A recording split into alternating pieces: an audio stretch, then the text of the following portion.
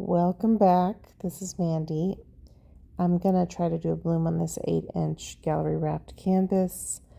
This is fluorescent green from Colourarte Vivid Intense. It's too thick. It's been mixed up a while. And I was kind of using up old paint, and somebody had asked me to do a color palette. I made this color from sea glass from Colourarte, a primary element, and I added 2 drops of Cyan Aqua to it, and it's gorgeous. This is blue green from Sonja. It's one of those metallic paints. This is fluorescent blue, but it has something else mixed in it, and I'm not sure what. Maybe blue green. And this is Prussian violet. It's a primary element from Colourarte. All of these have been mixed up a long time. This is fluorescent purple from Colourarte. Again, a little thick. And I'm going to use a white cell activator that I actually mixed fresh. And of course, white pillow paint. And so tonight when I did this, I don't know if this ever happens to you guys, but I had just been on homework and work lockdown, and I just couldn't sit in front of the computer anymore. My eyes were so tired. And so I was just like, maybe I can just do a quick bloom.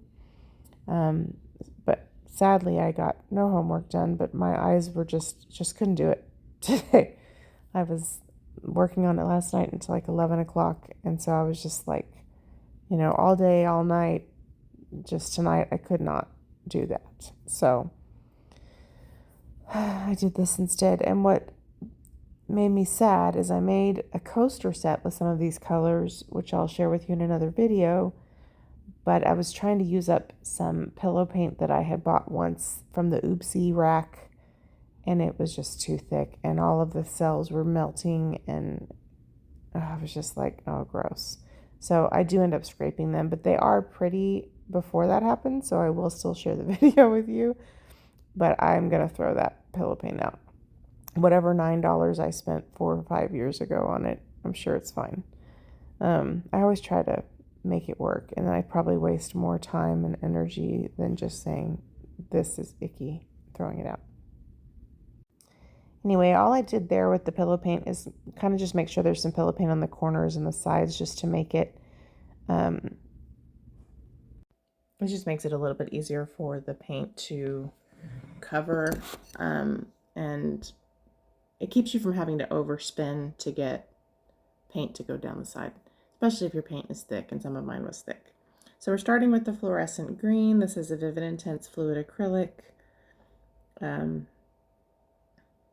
I kind of wish I had used a yellow green, but anyway, I put quite a bit of that down because I didn't want it to not show at all. And quite honestly, I'm trying to use up some of these paints that have been mixed up too long. I keep having to revive them with Sonja. I just haven't had enough time to paint and use them all up. Sometimes I just need to, when I'm listening to something or watching, I just need to knock out some coasters or something so I can use up this paint. So this is the blue-green metallic from Sonja. I really like those paints. They sent them to me for me to try them, and I think they sent me 5 or 6 of them. 3 of them are gold, copper, silver, and then that blue-green is a nice little pearlescent metallic color. This color is Prussian violet from Colourarte, which is, I forgot to include in my last order. It is a really beautiful, deep, rich, blue violet purple. And so it's really lovely. And then I'm going to use a fluorescent blue, which is not really fluorescent. Oh, this is the color that I mixed up. So I custom mixed this using sea glass. I think I told you this early on, but sea glass is like a frosty, green primary element. And I don't really like just plain green that much. I like blue-green or green-blue. So I added 2 drops of the Cyan Aqua Purely Pigment to it, and I love the color now. So, and this is a fluorescent purple from Colourarte. So that's one of the things I really like about Purely Pigments, is the ability to customize your colors. So if you follow my channel, you know I also do laser stuff, and so the other day I did 2 entire layered door hangers. This is the fluorescent blue. I obviously mixed this color with something else because it's too dark to be fluorescent, so I must have combined some leftover paint. Anyway, these colors are great because, especially like fluid acrylics and Purely Pigments, because you can, you know, add a little to some white and get a custom pale color, or you can customize a color and you have like kind of endless color opportunities, and then you don't have to buy a bunch of spray paint. And anyway, it's just fabulous. So White Cell Activator is titanium white from Engrav. I just made it, so it's fresh. It is a little thick, and I'm, for some reason, blowing this out myself instead of using a hairdryer or whatever. Because, you know, I don't want to get so rusty that I can't do that or I forget, and I'm still not that great at it, so I need to get better at it. So, sorry that I'm in your way, but essentially you want to make the target bigger, right? And you want to not blow too hard and not blow too soft, because you want to get through all of the layers of your paint without going into your pillow. So I'm trying to do that. So every time I'm kind of blowing one of those petals, I'm trying to take a little from the middle, but my paint was thick, and so not as easy as it seems, but I'm getting there. Ideally, people like, you know, Lisa Marvin would tell you, once you blow out the center and you're getting to your petals, tilt your head. I'm still trying to get the knack for that. So if you don't see me doing that, it's not because I don't know that you should. It's that I'm still trying to get to where I can tilt my head and still keep the same pressure.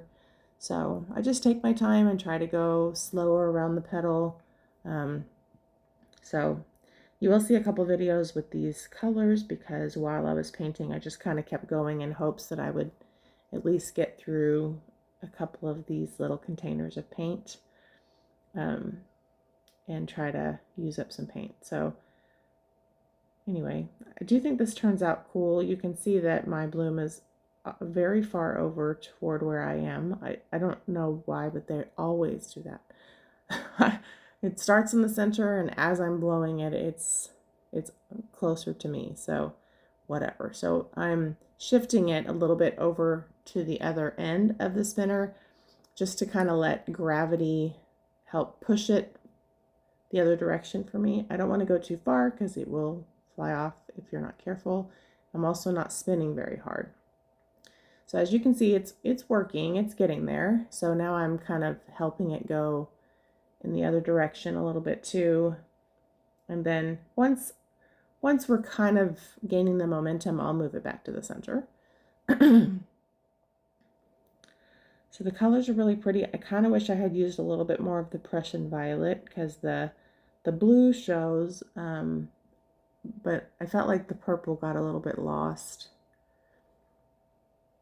I think it'll show a little bit more after it's resin though. Anyway, I hope everybody's doing well. It's been kind of a crazy season. Last night when I was doing these, my eyes were just too tired to do adult things that I needed to do. So I was like, well, maybe I can paint a little, you know. One of the things, as I'm externally processing, you can see like the best parts of this bloom, I think, are on the outer edges, where you can see all the colors, but you can also see kind of the transparency. One of the things I want to work on is using less paint for my blooms, so that you really get those beautiful, the beautiful cells and lacing that you get oftentimes on the edge that spins off. You know what I mean? Like, I'm sure if you guys do blooms, you know what I'm talking about. You're like, that's the best part, and it just went flying off.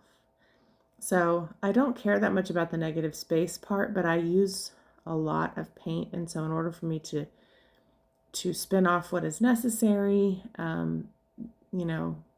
lose a lot of that detail that I really, really like. So I think one of the things I think I like about doing blooms, other than the fact that I think they're beautiful and I don't really get bored with them, is that like you can always kind of up your game a little bit. You can do different things, like you can do transfer swipes, or you can do all these different things. So there's so many ways you can use the recipe, but you can, like, once you kind of master this one thing you're working on, there's always something else to try, whether it's using more paint, less paint, you know, negative space, you know, double blooms.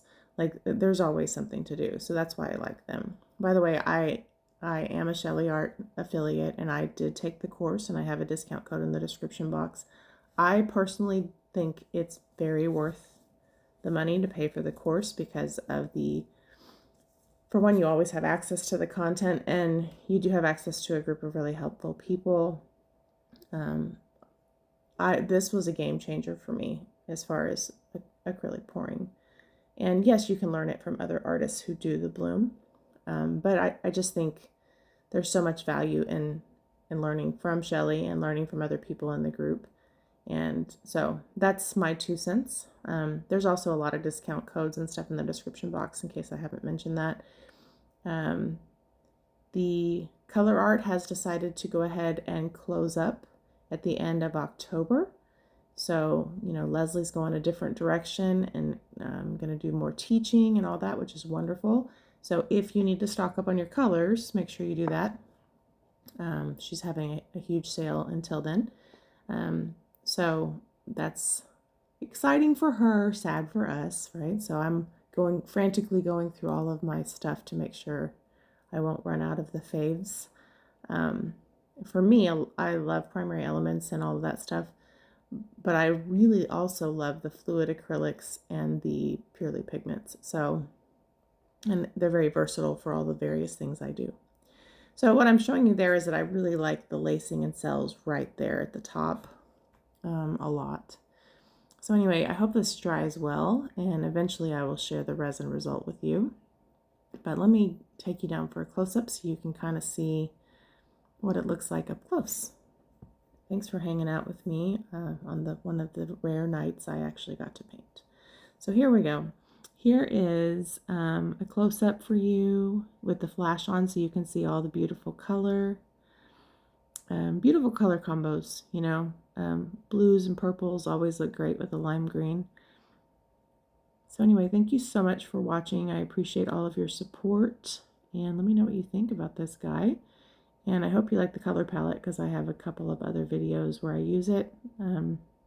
All from the same night. So thanks for watching. Bye.